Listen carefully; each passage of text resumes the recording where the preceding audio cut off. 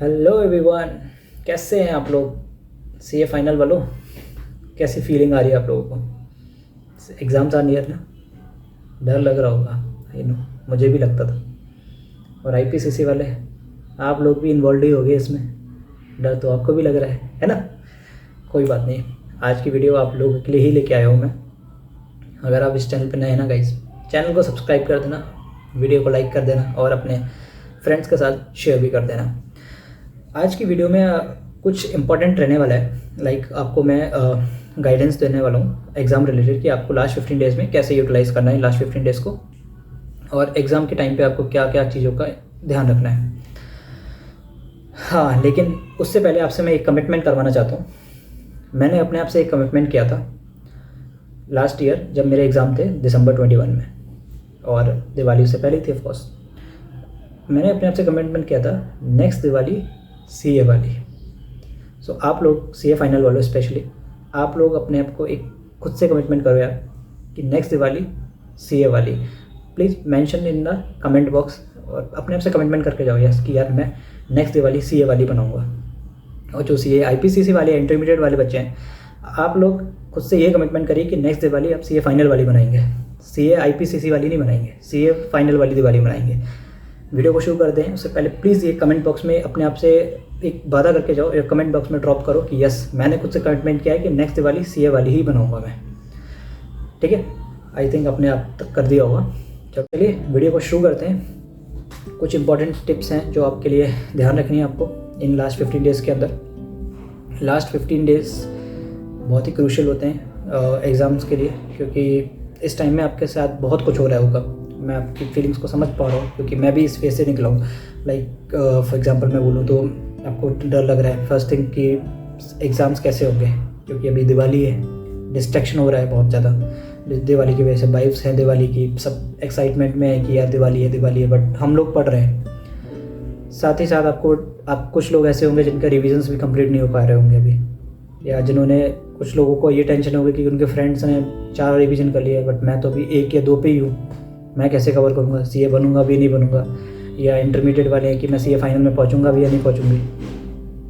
Guys इतनी tension नहीं लेने का, सिंपली आप अपने आप पे फोकस रखिए कि आपने क्या किया है। अगर आपको लगता है कि ज़रूरी नहीं है सबके लिए कि एक चीज़ पढ़ने के लिए मुझे हो सकता है वन टाइम में समझ में आ जाए, सामने वाले के लिए नहीं आए या उसको आ जाए मुझे नहीं आए, तो it depends on person to person कि उनको कैसे चीज़ें समझ आती हैं। तो आप उन चीज़ों से थोड़ा अभी टेंशन फ्री रहिए।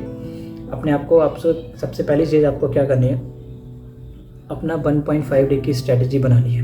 लास्ट 1.5 डे मतलब अगर जिन लोगों ने नहीं बनाई है तो पहले तो आप रिक्वेस्ट है उन लोगों से प्लीज़ 1.5 डे की स्ट्रेटजी बना लीजिए। ये दोनों CA final and CA final intermediate दोनों लोग बना सकते हैं और आपके लिए बनानी भी चाहिए। मैं बताता हूँ मैंने 1.5 डे स्ट्रेटजी का बेनिफिट कैसे लिया और मैंने कैसे बनाई, अभी मैं बताता हूँ जस्ट आफ्टर सम वर्ड्स। आप लोगों को भी बनानी चाहिए। सेकेंडली 1.5 डे स्ट्रेटजी का बेनिफिट ये मुझे मिला था मेरी कि मैं अपना फुल सिलेबस रिवाइज़ कर पाया था। साथ ही साथ एक कॉन्फिडेंस था मेरे पास कि यस कि मैं पूरा सिलेबस करके जा रहा हूँ कवर, और वो भी लास्ट 1.5 में। तो मुझे एग्ज़ाम पॉइंट ऑफ व्यू से ये नहीं था कि यार मुझे इस चैप्टर से अगर कुछ आ गया तो मैं क्या करने वाला हूँ। सरप्राइजेस नहीं मिलने वाले थे मुझे एग्ज़ाम में एकदम कि मैंने अनटच छोड़ के गया, और ना ही बैक ऑफ द माइंड ये रहता कि यार मैंने ये क्यों नहीं किया, बाई चांस एग्ज़ाम में उसी से कुछ आ गया तो आप सभी से सिंसियर रिक्वेस्ट है मेरी कि प्लीज़ 1.5 डे की स्ट्रेटजी आप ज़रूर बना लेना, बहुत हेल्पफुल रहने वाली है आपके लिए। और नेक्स्ट थिंग आपको मैं ये बोलने वाला हूँ, इस टाइम पे कोई न्यू थिंग्स को पिकअप मत करना। लाइक अगर आपने कोई चैप्टर्स को स्किप कर रखा है पहले, तो आप उन सब चैप्टर्स को अब पिक मत करना, क्योंकि ये टाइम नहीं है आपके पास कि आप नई चीज़ों को रिकॉर्ड पढ़ना शुरू करें और फिर उन पर ध्यान दें।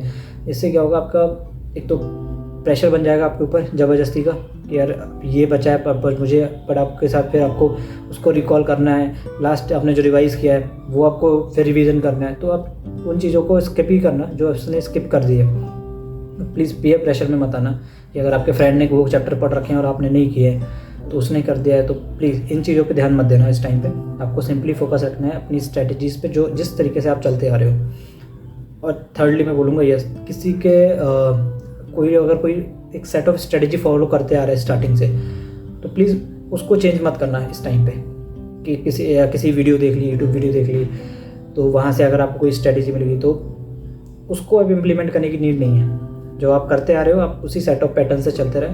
मैं बताऊँ, मैंने ABC एनालिसिस, जो अगर आप बहुत सुनते होंगे कि ABC एनालिसिस की वीडियोस यूट्यूब पे बहुत है, बहुत टीचर्स भी प्रोवाइड करते हैं कि आपको ABCD कैसे कैटेगरी, सही बोलूँ आपको ना इन चीज़ों पे इतना ध्यान नहीं देना है कि ABC कैटेगरी में से क्या आने वाला है, B में से क्या आने वाला है। सिंपली सिलेबस को कंप्लीट करो। अगर आपने सिलेबस ही कंप्लीट कर दिया तो टेंशन ही किस चीज़ की कि A से क्या आने वाला है, B से क्या आने वाला है। उन चीज़ों पे ध्यान ही मत दो ना। अगर आप वो ABC कैटेगरी उन लोगों के लिए बहुत हेल्पफुल रहती है जिनका सिलेबस कंप्लीट नहीं हो पा रहा या जिनको कम टाइम है बट उन्हें सारे सब्जेक्ट को भी फिर भी कवर करना है, तो वो लोग उन चीज़ों पे जाएं। अगर जिसने प्रॉपर क्लासेस करी हैं या प्रॉपर सब्जेक्ट को खुद से सेल्फ स्टडी भी किया है, उसको ABC की नीड नहीं होती है लास्ट टाइम में। मैंने कभी ABCD कैटेगरी को इतना प्रायोरिटाइज नहीं दिया और ना मैंने यूज़ किया उसको पर्सनली। मैं हमेशा फुल सिलेबस करके जाता था सब्जेक्ट का, और खुद पे ये बिलीफ है ना कि यार कुछ भी आ जाएगा, यस मैं हैंडल कर लूँगा। ABC कैटेगरी क्या उसमें हेल्प करेगी मुझे। प्लीज़ ये ABC कैटेगरी के चक्कर में ज़्यादा मत पड़ना इस टाइम पे। कुछ लोग मेरे से इस पर डिसएग्री करेंगे कि नहीं यार ये इंपॉर्टेंट है, आप ऐसे बोल रहे हो कि नहीं। ठीक है, आप लोग का पॉइंट ऑफ व्यू भी ठीक है, कर सकते हो, लेकिन अगर मैं खुद से ABC के ऊपर जाऊँगा ना, मैं कहीं ना कहीं धोखा कर रहा हूँ अपने आप के साथ, क्योंकि मैं शॉर्ट टर्म बेनिफिट ढूंढूँ। यार मैं ABC अगर फॉर एग्जाम्पल नहीं आया उस एक कैटेगरी में से, वो सारा एक हमारा एस्टिमेशन बेसिस पे है। मैं भी आपको ABC कैटेगरी दूंगा तो मैं भी एक पास ट्रेंड के बेसिस पे ही बोल रहा हूँ। बट ICI का जो लास्ट अटैम्प्ट से मैंने देखा है, उनका वो ट्रेंड फॉलो नहीं कर रहे हैं, वो अपना ही ट्रेंड बना के चल रहे हैं। और जो लास्ट टाइम के एग्ज़ाम कमिटीज़ वगैरह थी, उन्होंने जो पेपर सेट करा था, मेरे अटैम्प्ट जब था उससे पहले अटैम्प्ट थे, नेक्स्ट लेवल के पेपर थे, तो वहाँ पे ABC कैटेगरी इतनी काम नहीं आई थी। बट कुछ लोगों के लिए वो लगा था कि ये वो बहुत बेनिफिट है, उन लोगों ने उसका यूज़ भी किया।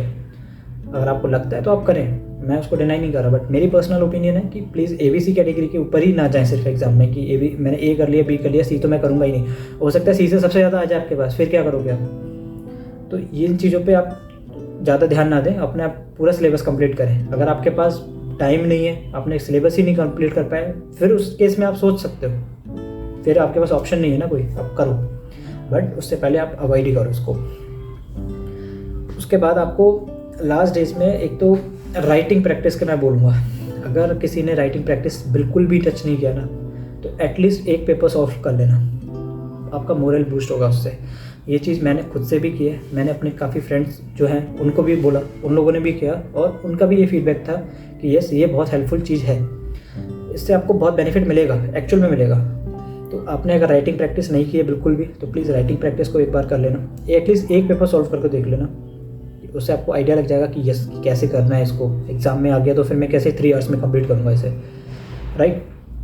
तो कुछ बात कर लेते हैं एग्ज़ाम टाइम की, मतलब आप पेपर देने गए हैं उस टाइम पे आपको क्या क्या चीज़ों का थोड़ा बहुत ध्यान रखना है, मैं आपको बता देता हूँ। जो फर्स्ट 15 मिनट्स है, उसको बहुत बेस्ट यूटिलाइज़ करने का तरीका है कि आपको पूरा पेपर मत देखो इतना, आप सिंपली फास्टली सेलेक्ट करो कि मुझे कौन कौन से क्वेश्चंस आते हैं, और ट्राई करो उसमें से जितना आप मेमोराइज़ कर सकते हो उस टाइम पे कि आपको यस ये चीज़ याद आ गई।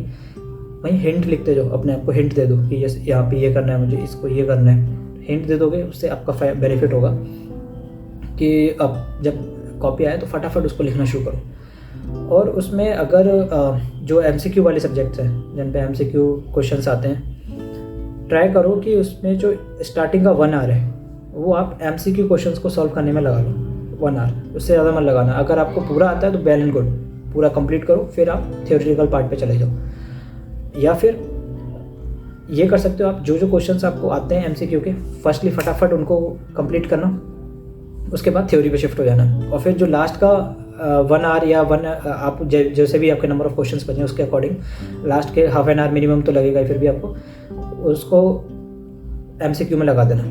इस तरीके से आपका ना पेपर, एक तो MCQ क्या है, MCQ यार एक श्योर शॉर्ट मार्क्स है, थ्योरी में जितना लिखोगे वहाँ श्योरिटी 4 में से 2 नंबर ही मिलने की है, हो सकता है वो भी ना मिले, बट अगर MCQ आपने सही कर दिया तो 2 में से 2 ही मिलेगा आपको। तो फोकस रखो कि MCQ में ज़्यादा से ज़्यादा स्कोर करो जहाँ पे पॉसिबल है, क्योंकि मेरा भी स्कोर जो था, मेरा कुछ सब्जेक्ट जो MCQ वाले थे उसमें मेरा स्कोर MCQ की वजह से ही बढ़ा, मुझे अच्छे से आते थे MCQ, और जिससे मुझे कम टाइम में ज़्यादा मार्क्स मिल रहे थे। तो स्ट्रेटजी विन विन सिचुएशन रखनी है खुद के लिए कि फर्स्ट टारगेट तो ये है कि 40 लेके आने हैं, उसके बाद आगे बढ़ना है। तो 40 लाने के लिए आपको MCQ बहुत सपोर्ट करेंगे। तो फोकस रखो कि MCQ जल्द से जल्द कंप्लीट करने हैं आपको, और उसके बाद शिफ्ट हो जाना है थ्योरेटिकल पार्ट पे। तो ये तो रही आपके एग्ज़ाम के टाइम के बाद। एग्ज़ाम ख़त्म होने के बाद आपको पेपर डिस्कस नहीं करना है। सभी बोलते हैं, मैं भी सेम चीज़ बोल रहा हूँ। अगर कर भी रहे हो तो उसका इम्पैक्ट आपको, अच्छा पेपर है तो नो डाउट आप करोगे, मानोगे तो फिर भी नहीं अच्छा हुआ है पेपर, बट ट्राई करना उसको अवॉइड करने का कि आप पेपर को सॉल्व ना कर, डिस्कस ना करें किसी के साथ, और आपका पेपर अच्छा नहीं हुआ इन केस, तो नेक्स्ट पेपर पे उसका इम्पैक्ट मत जाने देना। क्योंकि मेरा बहुत अच्छा एग्जांपल है मेरे साथ में, मेरे एक फ्रेंड का, उसका FR का पेपर अच्छा नहीं हुआ था इतना, लेकिन उसने होप नहीं छोड़ी, उसने नेक्स्ट SFM का पेपर बहुत अच्छे से दिया, और जिसका रीज़न ये हुआ कि उसका पूरा ग्रुप उस SFM के पेपर की वजह से भी क्लियर हो गया, क्योंकि सबसे हाईएस्ट मार्क्स उसके उसी सब्जेक्ट में आए, जिसकी वजह से उसका ओवरऑल स्कोर निकल गया, और FR में वो पास हो गया था ऑलरेडी। बट इसको ओवरऑल ग्रुप में बनाने के लिए उसको SFM ने बहुत बूस्ट किया। तो नेक्स्ट पेपर, मतलब आप, ये आपके लिए लाइव एग्जांपल मैं इसीलिए दे रहा हूँ ताकि आप लोग ये गलती ना करें कि पेपर आपका अच्छा नहीं हुआ है तो आप लूज़ कर दे कि यार अब नेक्स्ट पेपर कैसे होंगे। उसने नहीं किया, उसने अच्छे से पढ़ाई की, नेक्स्ट पेपर दिया और अच्छे मार्क्स लेके आया, जिससे उसका पूरा ग्रुप ही क्लियर हो गया उस पेपर की वजह से, SFM की। तो ये गलती ना करने आप लोग प्लीज़। और बाकी लास्ट में मैं ये बोलूँगा कि यार ये 15 डेज़ आप अपने लगा दो जान, बिल्कुल विदाउट एनी टेंशन 15 डेज़ लगाओ। उसके बाद अपना मस्त एकदम एंजॉय करना, अपने वेकेशंस पे जाना, जहाँ जाना है। अगर CA फाइनल वाले हैं तो आप बहुत अच्छे से अपनी पढ़ाई कंप्लीट करके रिलैक्स फील होकर आराम से चिल मारना। मैं आज CA बन गया हूँ, मेरे को ना एक तो सबसे बड़ा बिगेस्ट रिलीफ जो मिला ना CA बनने के बाद, मुझे पढ़ाई नहीं करनी। सबसे ज़्यादा खुशी मुझे इसी चीज़ मिलती है कि मुझे पढ़ाई नहीं करनी। यस, जॉब कर रहा हूँ मैं, कोई दिक्कत नहीं, बस आराम से ऑफिस का काम किया, उसके बाद फ्री, पढ़ना नहीं है मुझे। तो आपके लिए भी एक ये मोटिवेशन ये कि यार पढ़ना नहीं है बस। और इंटरमीडिएट वालों, आप लोग भी एकदम शांत दिमाग से जाके ना पेपर दे के आओ, मज़े से मस्त पढ़ो और टेंशन मत लो, CA फाइनल में आ जाओगे। अच्छे से एग्ज़ाम दो। अगर आपको कोई गाइडेंस की नीड है, कोई अगर सब्जेक्ट रिलेटेड गाइडेंस है तो आप कमेंट में मेंशन करो। मैं ट्राई करूँगा कि मैक्सिमम आपको रिस्पॉन्स कर पाऊँ उन चीज़ों के लिए। और एक ही चीज़ जो आपको कमिटमेंट मैंने बोला था स्टार्टिंग ऑफ द वीडियो में कि खुद से कमिटमेंट करके जाना है। नेक्स्ट दिवाली CA वाली बनानी है, और फाइनल वालों IPCC वालों के लिए CA फाइनल बना ली है।